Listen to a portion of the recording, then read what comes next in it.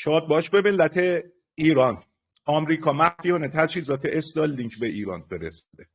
وال استریت ژورنال امروز به نقل از مقام‌های آمریکایی گزارش داد دولت دونالد ترامپ پس از سرکوب مرگبار اعتراضات و قطع گسترده اینترنت در ایران به طور محرمانه حدود 6000 گیرنده اینترنت ماهواره استارلینک به ایران ارسال کرده. این روزنامه نوشت وزارت خارجه آمریکا در ماه‌های گذشته این تجهیزات رو خریداری کرده بود که بیشتر آنها در ماه ژانویه تهیه شد تا به فعالان مخالف حکومت برای دور زدن قطع اینترنت کمک کنند و بخشی از بودجه برنامه‌های آزادی اینترنت به این اقدام اختصاص یافت. وال استریت ژورنال افزود این نخستین بار بود که آمریکا مستقیما تجهیزات استارلینک رو به ایران ارسال کرد.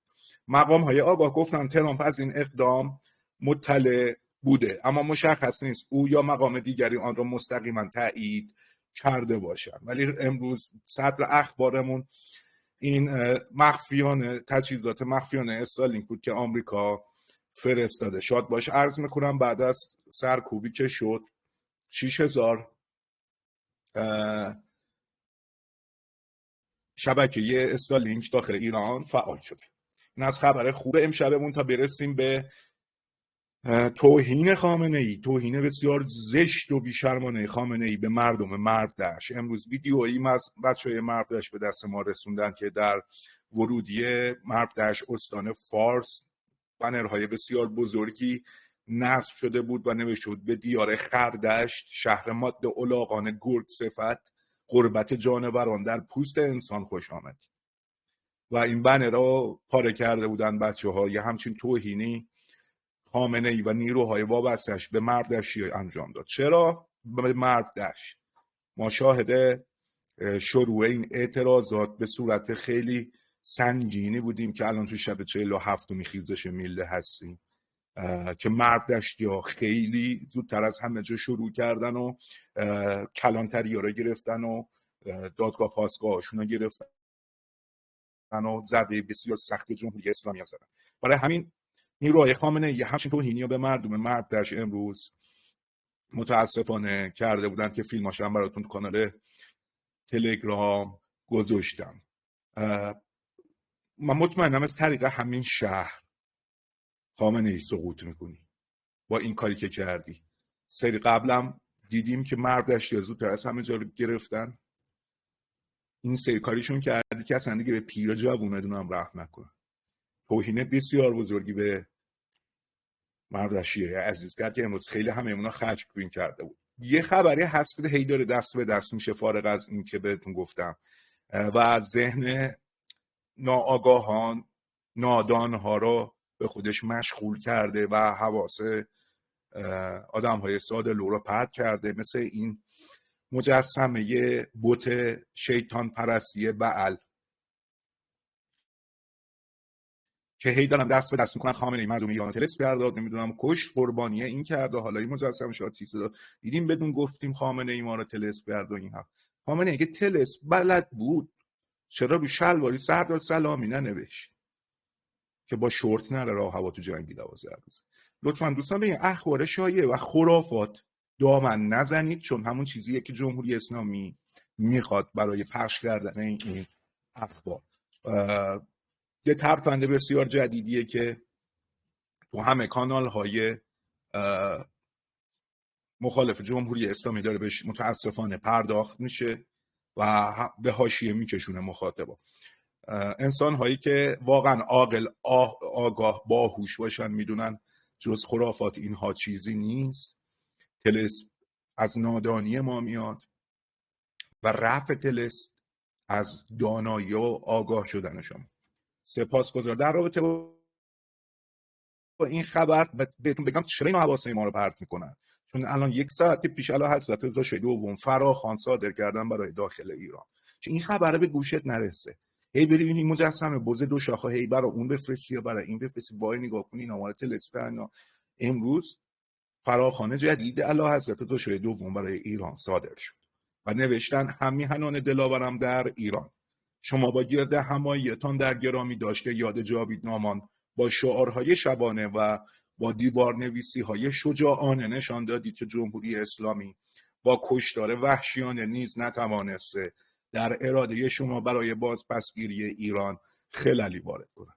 25 بهمن در روز جهانی اقدام ایرانیان خارج از کشور بار دیگر به خیابان‌ها می‌آیند، خارج از کشور، تا صدای ملت بزرگ و متحد ایران را به گوش جهانیان برسانند و حمایت بین المللی گسترده تری برای انقلاب شیر خورشید ایران جلب کنند. در همین راستا من از شما دعوت میکنم در روزهای 25 و 26 بهمن ساعت 8 شب از خانه ها و پشت بام ها با سر دادن شعار صدای خود را بلند کنید، خواست خود را فریاد بزنید و اتحاد خود را به نمایش بگذارید. ما با اراده شکست ناپذیر بر این رژیم ضحاکی پیروز خواهیم شد. پیمان من با شما این است که تا پیروزی نهایی همراه شما بمانم. پاینده ایران، رضا پهلوی. پس متوجه شدیم که در حین هم که 14 فوریه بچه‌ها خارج هستن، شاهمون از همون میخواد که همون 25 بهمن حتی فرداشم تو 2 روز این فراخوان در داخل این ساعت 8 شب مثل فراخوان‌های گذشته ساعت 8 شب از خانه ها و پشت بام ها با سر دادن شعار، تو اینجا جایی نوشته نشده به خیابون ها بیاین و ترجیح نوشتن از خانه ها و پشت بام ها با سر دادن شعار. خیلی دقت بکنید که سوء استفاده از این بیانیه الله حضرت رضا شاه دوم ایران ستیزان نکنم. در خبری دیگه که خدمتتون دارم، کانال 14 اسرائیل ما امروز داشتیم که پرسش مجری از مارک لوین این بود که پیامی که برای خامنه ای میخوای بفرستی چیه؟ مارک لوین گفت ما داریم میام سراغت، روزهات به شماره افتاده، بهتره یک سوراخ خیلی خیلی عمیق حفر بکنی و مثل سوسک که البته سوسک هستی همونجا بمونی، اما ما داریم میایم سراغت. خب همه میدونین که مارک لوین یکی از دوستای صمیمی پرزیدنت ترامپ و در همین حینم 2 باره و 5 باره 6 باره امروز وزارت خارجه آمریکا به شهروندانش تاکید کرد که به ایران سفر نکنند. از اون طرف اردن هم اعلام کرد که خاک و آسمان خودشو برای حمله آمریکا و اسرائیل به جمهوری اسلامی در اختیار قرار خواهد داد. دقایق پیش هم در خبر فوری وزیر خزانه‌داری آمریکا اومد اعلام کرد که جمهوری اسلامی حاضر به عقب نشینی از برنامه موشکی و حمایت از گروه‌ها در خاورمیانه نیست. این به خود جمهوری اسلامی بستگی دارد که توافق کند یا نه. ولی ترامپ و وزیر جنگ در حال انتقال گسترده تجهیزات نظامی به سمت ایران هستند. دقایق پیش هم کنفرانس خبری پرزیدنت ترامپ آغاز شد و سوال‌های خبرنگاران که در رابطه با اینکه چقدر وقت داره این توافق براشون، آیا وقتی تعیین کردن برای جمهوری اسلامی یا نه، پرزیدنت ترامپ گفتن که من هر موقع که بخوام میتونم باهاشون صحبت بکنم. این دیگه دست خودشونه، ولی اگر توافق نکنن برای اونا بسیار وحشتناک خواهد بود. تا همین حد میتونم بهتون بگم که صحبت و سوالاش هم چکیدشو من داشتم میدیدم، بازم مثل گذشته و سربست جواب دادن پرزیدنت ترامپ به این مسئله بود که اینا هنوز به توافقی دست پیدا نکردن و دارن بازی گوشی میکنن، ولی ما حواسمون هست، ما اعلام نمی کنیم بهشون. اگه هشدار ما رو جدی نگرفتند ما وارد مرحله دوم و جنگ نظامی میشه. کل خبر مهم و فوری داریم در این روزهای حساس تاریخی. 2 روز بیشتر نمونده به 14 فوریه، حماسه بسیار تاریخی که در 3 شهر بزرگ دنیا، مونیخ، تورنتو و لس آنجلس، ایرانیان میخوان رقم بزنن که ساعتی پیش هم مطلع شدیم که اعلیحضرت برای داخلم این فراخوان‌ها دادن، فقط گفتن از خانه ها و پشت بام همراهی بکنن و یه طوفانی بسیار ملی گرایی و در مسیرمون تو این چند روز داریم که این طوفان میخواد هرچی ایران ستیزه و در خارج و در داخل ایران با یه باد بشوره و ببره و به غرق تاریخشون بکنه. خبرها بسیار خوبه، بسیار عالیه. در همین حین من شنونده صدای شما همین هنان عزیزم هستم چه در داخل ایران و چه در خارج کشور تریبون آزاده، میتونید میکروفوناتون رو روشن بکنید و نظراتتون سوالاتتون رو بیان بکنید. من در خدمتتونم، بفرمایید.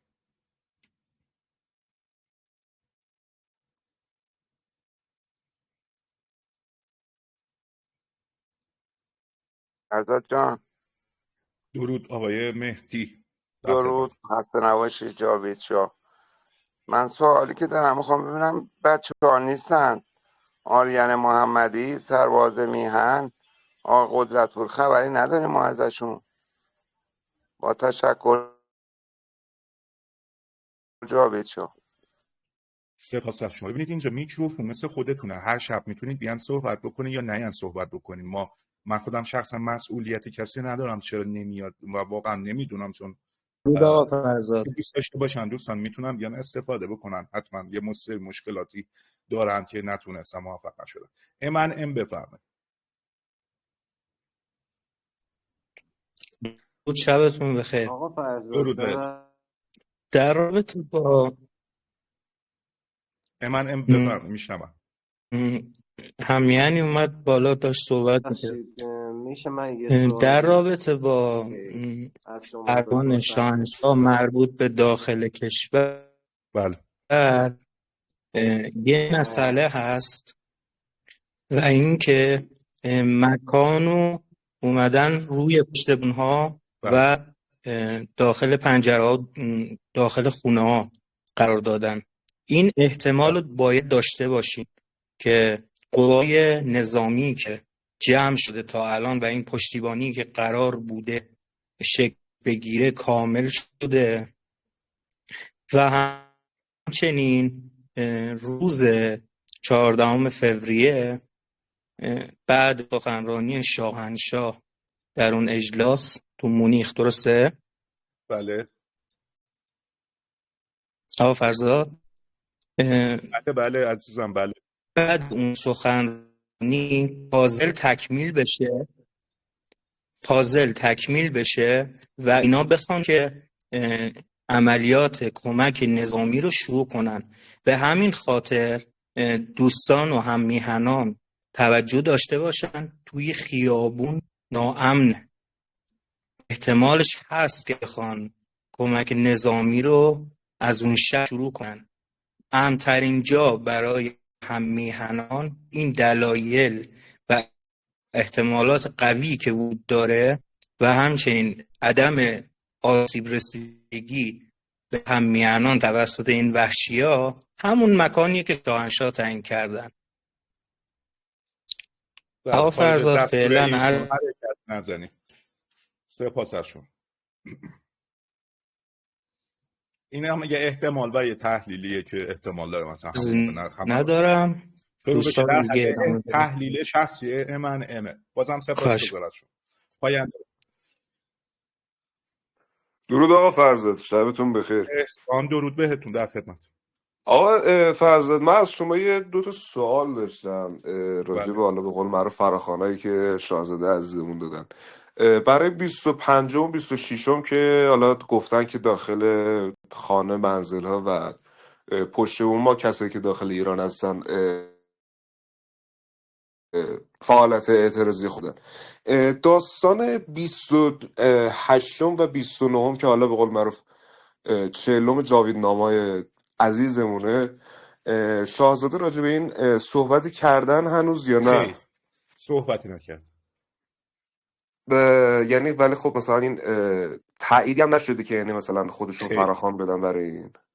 این فراخوان مال 40 بچه هاست از طریق همون بازاریانی که این خیزش رو شروع کردن داده شده. همون فراخوان بازار روز اول اگه یادتون باشه که مغازه ها رو بستن و فراخوانشون رو عملی کردن تا رسیدیم به این شب 47 که داخلش هستیم. فراخوان توسط اون بازاریا ساده شده. تا الان الله حضرت نه تایید کردن نه تبلیغش رو حالا کردن.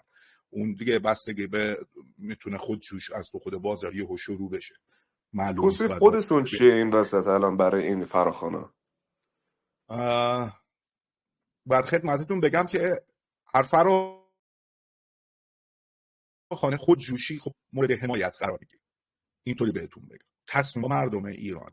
اگه خطر آفرین باشه مطمئن باشید که اعلیحضرت میاند و از به قول معروف جلو این قضیه رو میگیرن و میگن نکنید، مثلا به این دلایل خطر داره یا برنامه‌ای باشه میان اعلام کنن. اگه نکردن که خب اون دیگه خود همون بازاریا این فراخوان خودشون شروع کردن. الان هم 40 جاوید نامان دوباره میگن مغازه‌ها رو میخوام ببندیم و بیام تو خیابونا و باید ببینیم این تصمیم بازاریانه آیا عملیش میکنن یا نه.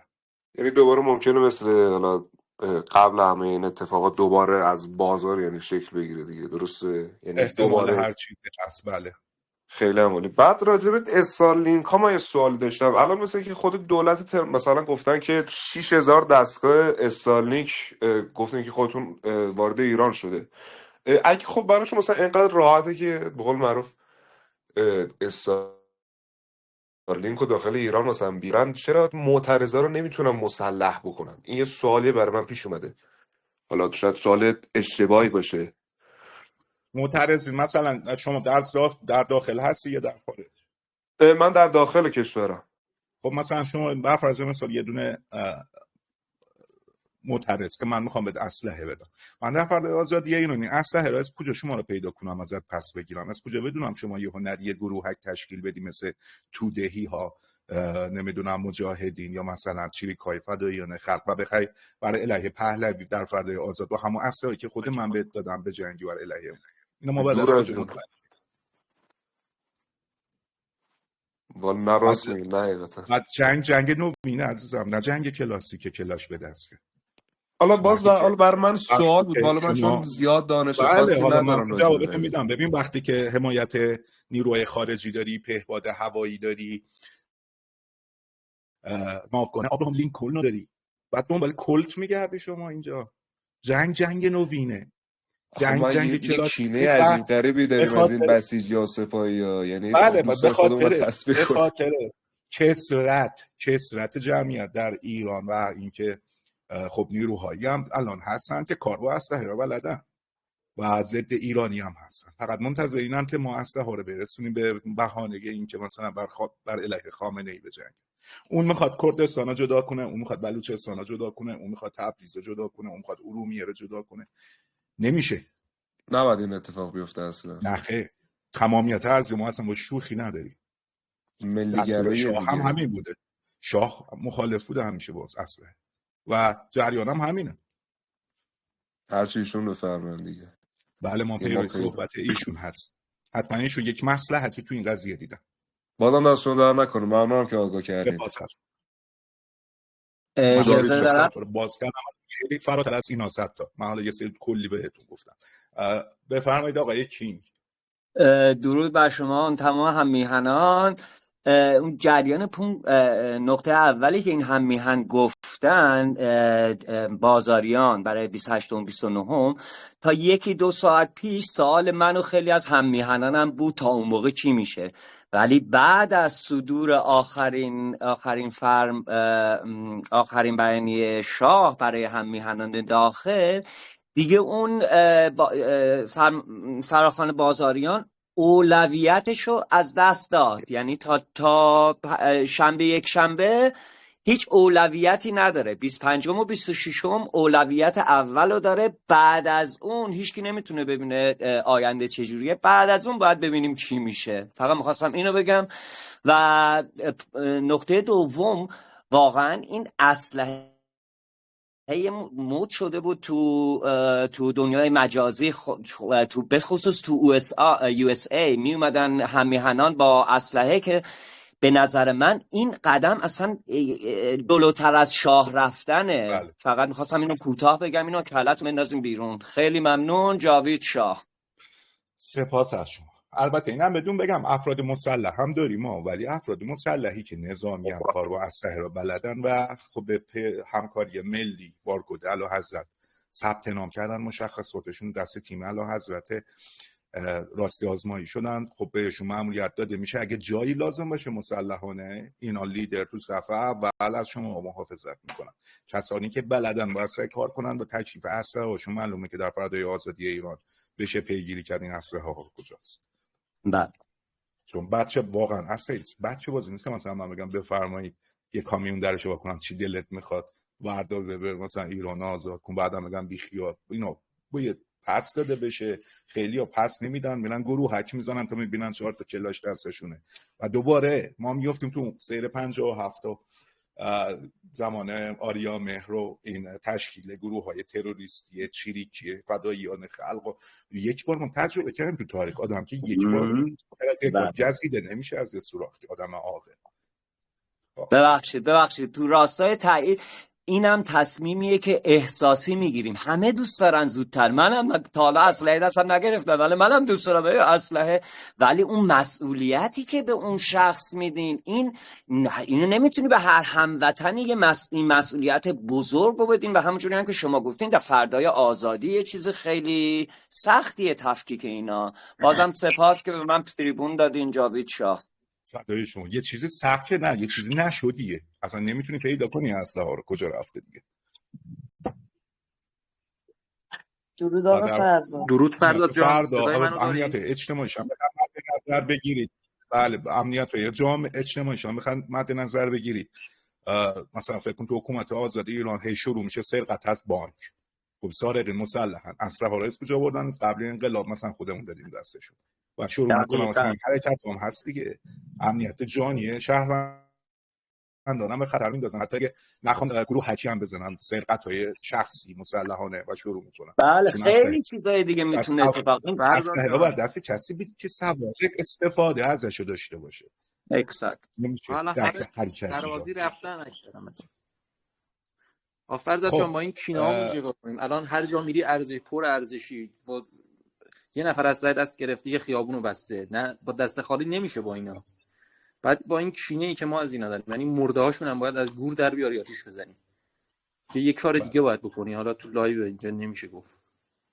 الان وظیفه‌ای که شاه برای شما محول کردن اینه که اسامی این بسیجی‌ها رو اسمشون خونه‌هاشون شناسایی کنی، بفرستی به سایت ایران پس بگیرید. وظیفه شما اینه و در دفترچه گارد جاویدانم ذکر شده که یکی از وظایف شما امداد نجاته به خانواده‌ای که الان مثلا ساچمه خوردن یا مثلا تو اعتصابن. شما اگه مثلا دست دهنت میرسه میتونی یه اجاره خونه‌شون رو بدی، یا مثلا 500 ما براشون ببری کمک‌های امداد نجاتی براشون بکنی. وظایفتون فعلا معلومه، خارج از این نیست دوست عزیز تا به موقعش. بعد فرزاد جان راجع به این کانفینگایی که مثلا تو تلگرام میذارم بابت وصل شدن، چون همه فیلتر شکن‌ها وصل نمیشه، اینا یک بعضی‌ها میگن بعضی‌هاشون چیز هکت میکنن، میان فرودت میکنن، داستانش قابل اعتماد نیست دوست من. هیچ چیزی بهتر از سایفون که رایگان هم هست، بین المللی هم هست نیست و مورد اعتماد. سایفون اینا که تو تلگرام ها برای خودشون هر کدوم در و دکون زدن، مطمئن باش مال سپاه پاسدارانه و هکت میکنن قطعا. ممنون از شما. جاوید شاه، پاینده ایران. پاینده بشت. درود آقا فرزاد. بانو خواست درود بهت. شبتون بخیر.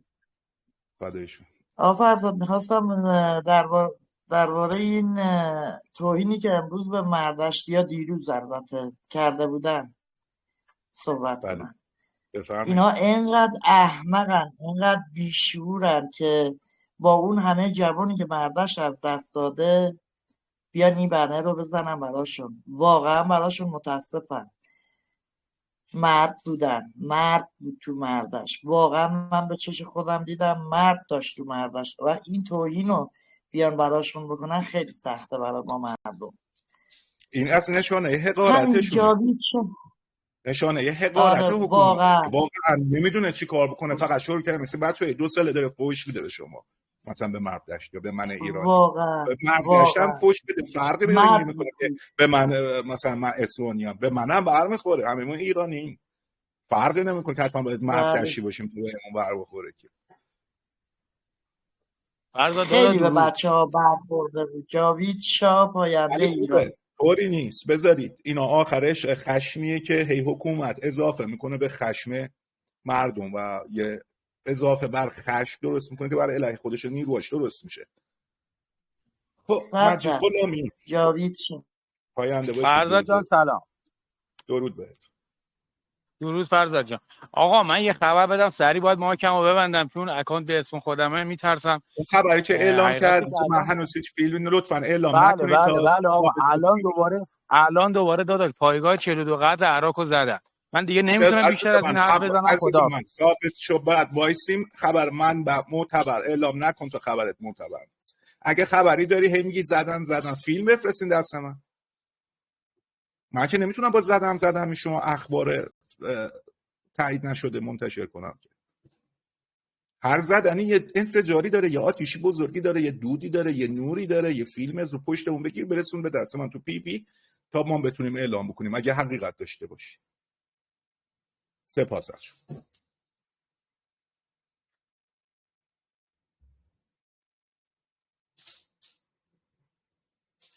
خب من شنونده شما عزیزان هستم، صحبتی دارید؟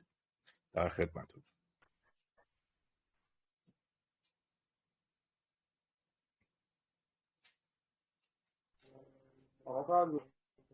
جونم پسر پارسی، درود.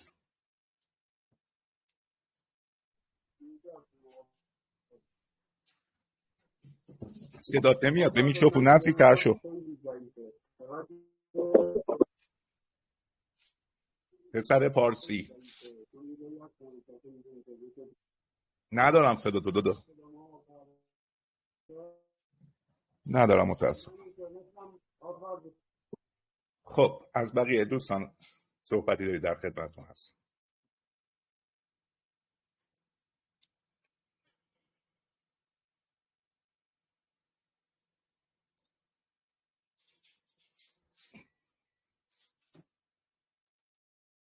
ترامپ میگه که ما باید به توافق برسیم، در غیر این صورت بسیار آسیب زا خواهد بود. من نمیخواهم این اتفاق بیفتد، اما باید به توافق برسیم.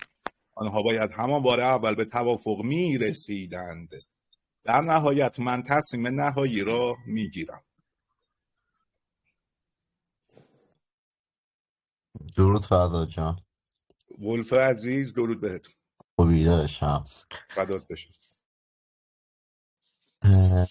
اول بگم جاوید شاه، بعدش هم میخواستم بگم ترامپ یه برنامه داره، گفتم من شوخی با کسی ندارم، گفته بودم و اگه این سری میخوان وقت تلف کنن امونشون نمیدم. بله اینو دیگه خودش گفته، منم خودم تو صحبت خودش دیدم. یعنی چیزی نیست که بخوام بگم شایعه است یا تو کانال الکی دیده باشم.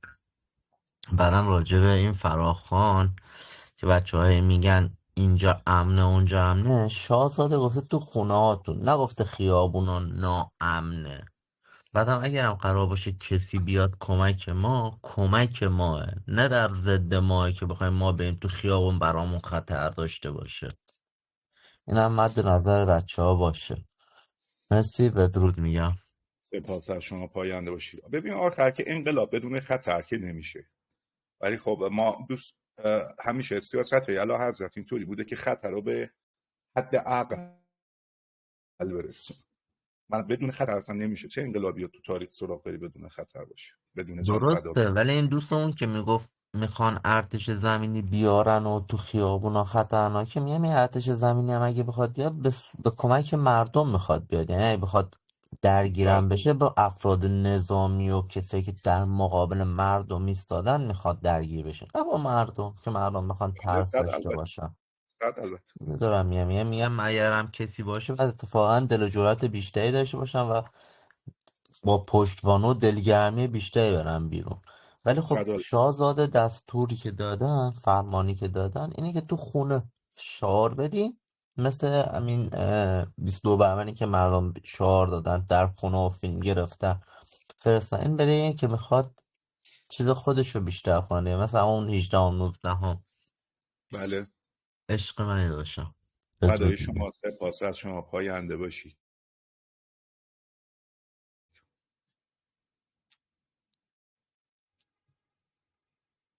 دوستان گزارش های شناسایی مزدوران و این بسیجی ها، حالا خیلی هاتون از 22 بهمن یه سری یارا تو فامیلا خانواده هاتون به تازگی شناخته بودین که میخواستین گزارش ها سوراخ کرده بودین این پیوی منو. این گزارش ها فقط به سایت ایران ها پس میگیریم، اعلی حضرت ثبت بکنید اونجا. ببینید یه موقعی برام امثال ما فعالین سیاسی میفرستادیم، اون موقع اون سایت نبود، این سایت الان خب چند ماه شروع به کار کرده و همه چیزش هم فارسی نوشته شده و قشنگه. میخوان پیگیری بشه داستان اون موضوع را جاش به جاش ثبت بکنید. من تو پیوی من به درد نمیخوره هی اینا رو برام من میفرسته. دوستان عزیزا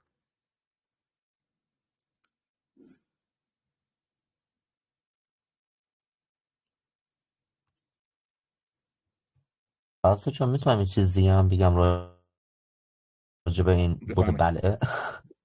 میخواستم بگم اگر بفهم. این واقعا بگیر بود و اینا واقعا تلسمی داشتن فرار نمیکردن، قایم نمیشد تو 100 تا سوراخ و اینا و مردم الکی درگیر این چیزا نشدن. اصلا فکرشون رو به این چیزا. شاهزاده ما چند روز پیش دست اینا رو خوند که گفت درگیر خبرهای الکی و حاشیه‌ای نشین، گول بله نخورین. واقعا این شاهزاده ما کجا رو میبینه؟ نگاه چند روز پیش قشنگ همه اینا رو میدید، متوجه میشد که تو اون روز 22 بهمن میخوان یه چیزای را بندازن که مردم رو منحرف کنن و از قبل جلوشو گرفت. واقعا باید بالید به این اقتدار و پیشبینی و دقیقا این چیزه. واقعا یه رهبر اینجاست که خودشو نشون میده. کاملا سپاس از شما.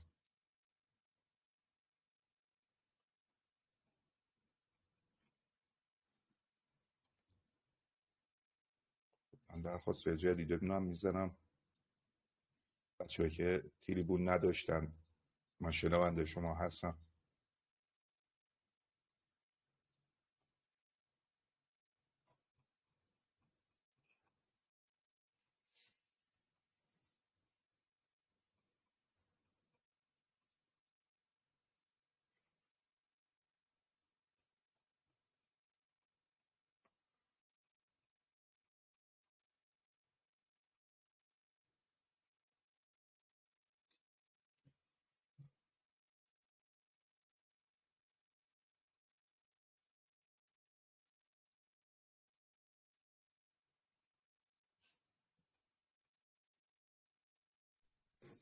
میگه اشتباه نکنم اون فراخانه 18 هم 18 دی هم علا حضرت نوشته بودن فقط تو از تو خیابون از تو منازل و پنجره ها شعار سر برید. درست میگم دوستان؟ 18 و 19 هم خیابون بود، قبلش بود یا بعدش از 18 و 19 هم خیابون بود ویژان مطمئنم. گفت در خونهاتون بیاین، تو کوچه هاتون بیاین، اگر نمیتونید برید بیرون در خونه و کوچه باشین، ولی هدفشون بیرون بود. برای همین خیابان، مردم بیرون اومدن. بله خیابانای بودم اصلی، 22 خیابانای پشت اصلی پشت یا فرمون. باشی چاپ بچه ها داد قطع و بس که برای من کلا ضعیف شد. گیر کرده.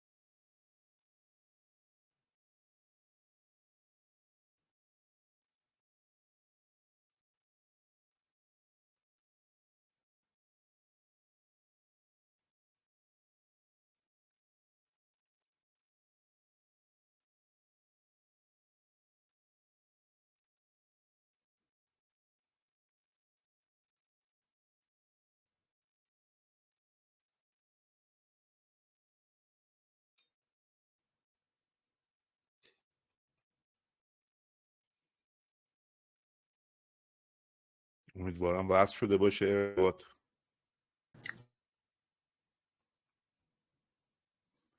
نه انگار هنوز گیره.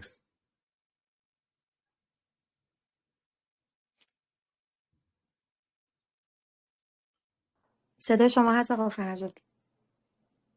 وصل شد؟ تصویر صداتون هست، من دارم. خب اوکیش. من در خدمتتون هستم. صحبت بفرمایید. درود. من فقط اولا که جاوید شاه پاینده ایران، کینگ رضا پهلوی، درود بر سلطان حسین، یه سلطان حسین نامی بود دیگه اواخرش که داشتن میمدن تا زیر اتاقش حمله کرده بودن که داشت هنوز نظر و نیاز میکرد و جادو جنبل و اینجور حرفا. اینو دیگه من خوشحالم که اونا دارن انجام میدن دیگه. دوست ندارم دوستان ذهن خود ما که درگیر نشه که ما فقط بفهمیم چقدر دشمن احمق از یه نظر، بذار فکر کنه داره از اون طرف کارشو پیش میبره. خوبه دیگه. ما بله محکمتر این طرف میجنگیم، حواسمون هست. ذهنا رو بچه همه حواسا فقط به صحبت‌های پادشاه هستش. میدونیم باید چی کار کنیم، هی از دایره خارج نشیم، تمرکزمون یک جا باید باشه. جمعه فریادها جاوید شاه، کینگ رضا پهلوی بلند هست و فرتورهای پادشاه. درود بهتون. ما حالا بعد اگر فرصت شد دوباره اگر بودیم که باتون بازم صحبت اگه تونستم میکنم. درود بهتون. جاوید شاه. سپاس از شما. بله فکر کردم مردم هنوز همون مردم 57 که خمینی تو ماه میبینند یا مثلا آب میخوان ریزن رو آتیش میگن بسم الله، میان این چرتا پرتا رو دوباره بخوان حقن کنن تو مغز نادان های جامعه که همون فقط قشر طرفدار جمهوری اسلامی هست.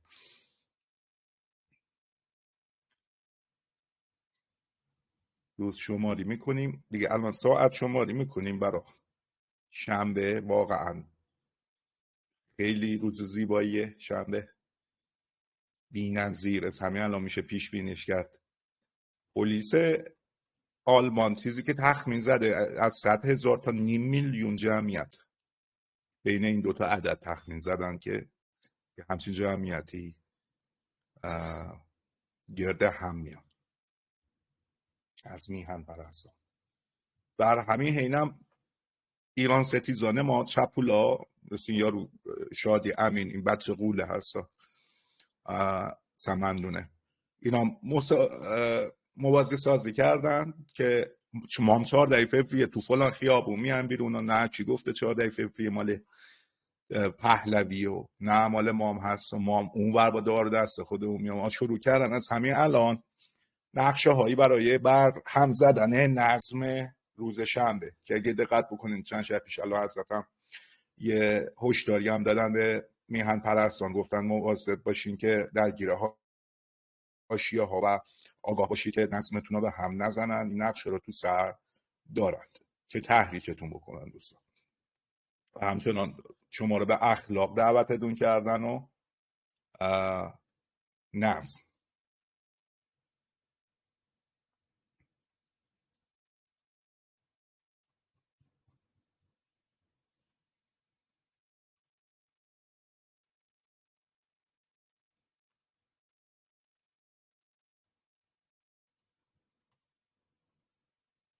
من یادم نمیره برای جنگ 12 روزه خودشون هم یادتونه ما همش حواسمون به جزیره دیگو گارسیا بود که ماهواره هوایی میدیدیم اونجا مثلا چند تا بی 2 خوابوندن بی 52 خوابوندن، فقط دیگو گارسیا بود حواسمون به اونجا بود که اینا میخوان حمله کنن و آخرام با چند تا بی تو کارشون رو انجام دادن و رفتن.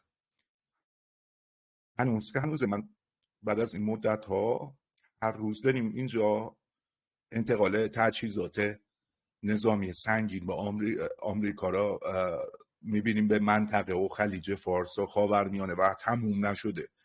چه حجمی اینا فقط دارن لوجستیک و نیرو و هر چیزی وارد میکنن و فکر کنید این همه حجم از نیرو فقط مال هسته‌ای یا فقط مال سرنگونی جمهوری اسلامی فقط؟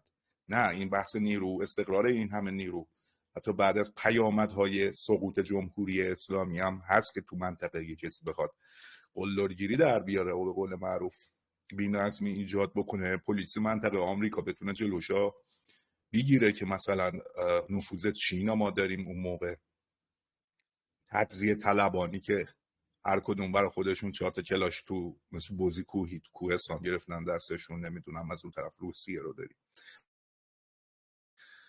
طالبان داریم و این حجم از نیرو قشنگ پیداست که حتی فقط برای سرنگونی جمهوری اسلامی نیست، حتی بعد از سالها بعد سرنگونی هم این نیروها همچنان تو منطقه مستقر میمونن. البته این نظر شخصی بنده است.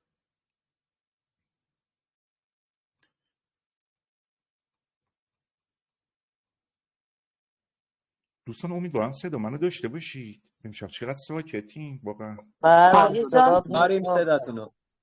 بله. تون هست و سپاس از برنامه خوبتون. تو برنامه استوریج گوش کردم لذت بردم. آینده باشید. پس همه سوالاتون انگار دیگه جواب گرفتین، سوالی نیست، همه چی پیداست. برای شنبه خارجیانه ایرانیانه در تبعید 14 فوریه شنبه میشه دیگه بله بله بله. و در داخلم همون 25 و 26 بهمن از پشت بام ها و پنجره ها شعار سر میدیم. فعلا فراخوانهایی که تو اولویت هستن این دوتا فراخوانه که اعلیحضرت صادر کردن. سپاس از همه شما دوستان. تا فردا شب میتونید میکروفوناتون رو روشن کنین با یه برنامه دیگه بلند فریاد بزنید. پاینده ایران، جاوید شاه. پاینده ایران، جاوید شاه تا ابد و یک روز. کینگ رضا پهلوی، جاوید شاه، کینگ رضا پهلوی، پاینده ایران، جاوید شاه، جاوید شاه، آلترناتیو فور ایران، کینگ رضا پهلوی، آلترناتیو فور ایران، کینگ رضا پهلوی.